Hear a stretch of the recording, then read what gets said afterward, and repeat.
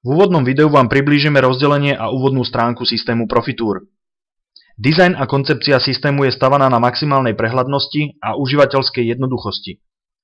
Systém je intuitívny a zvýraznené upozornenia používateľa vždy navádzajú na uskutočnenie sledu podmienených krokov, preto im treba venovať náležitú pozornosť. Základné prostredie systému je rozdelené do niekoľkých funkčných zón. Hlavné menu korešponduje so zakúpenými modulmi a určuje tak rozsah možného využitia systému konkrétnym užívateľom. Obsahuje správu komplexnej klientskej bázy, prehľad riešených a uskutočnených objednávok, vytváranie a správu reklamných výloh, zadefinovanie kritérií mailingu ako marketingového nástroja a iné. Pracovná zóna je rozdelená do dvoch stĺpcov.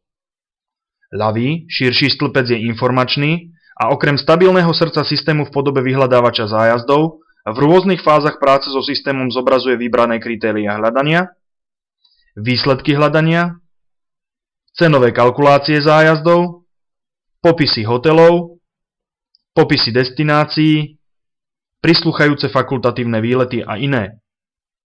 Okrem iného zobrazuje tiež stavovské informácie systému ako početnosť produktových aktualizácií, či novinky v autorskej spoločnosti alebo cestovnom ruchu všeobecne. Spodná časť je venovaná rýchlemu selektívnemu výberu zaujímavých produktov v aktuálnom čase predaja pod označením hot tipy. Dynamické menu je obsiahnuté v pravom, tzv. Akčnom stĺpci a obsahuje rôzne položky, ktoré sa menia vzhľadom k uskutočňovaným krokom užívateľa v systéme. Umožňujú nastavenie systému a vo všeobecnosti spúšťajú akcie, ktoré priamo súvisia s informáciami v ľavom stĺpci. Pokiaľ informačný stĺpec obsahuje už zmienené upozornenie pre používateľa, súvisiacu žiadanú akciu musí vo väčšine prípadov hľadať práve v pravom stĺpci.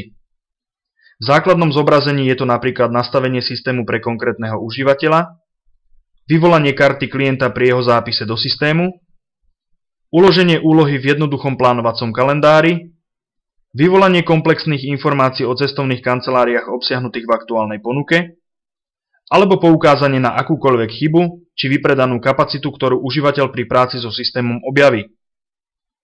Jednotlivým modulom a funkčným prvkom systému sa budeme podrobnejšie venovať v ďalších častiach videomanuálu.